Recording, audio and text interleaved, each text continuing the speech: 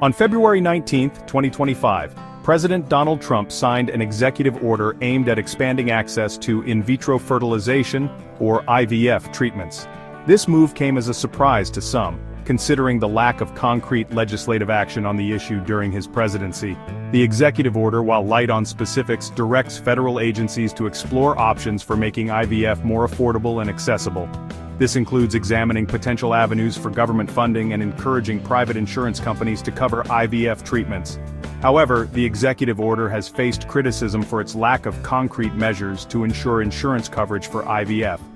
Critics argue that without a legislative mandate, insurance companies are unlikely to voluntarily adopt comprehensive coverage for these expensive treatments. The order has also reignited the debate about the role of government in healthcare and whether access to IVF should be considered a fundamental right.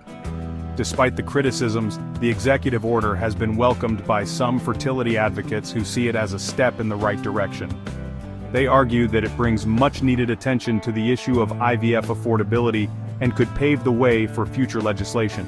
However, the question remains whether this executive order will translate into tangible changes for millions of Americans struggling with infertility. Throughout his political career, President Trump has taken various stances on healthcare and social issues. His stance on IVF, however, has been surprisingly consistent. He has repeatedly voiced support for expanding access to IVF, even going so far as to promise universal coverage during his 2024 campaign. This pledge resonated with many Americans, as infertility affects millions, and IVF treatments can be prohibitively expensive. However, Trump's support for IVF has been met with a mix of hope and skepticism.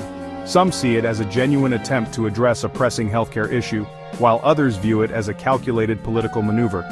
Critics point to the lack of legislative action during his previous term, arguing that his recent executive order might be more about garnering votes than enacting real change. Adding to the skepticism is the fact that the Republican Party, to which Trump belongs, has historically been divided on issues related to reproductive health.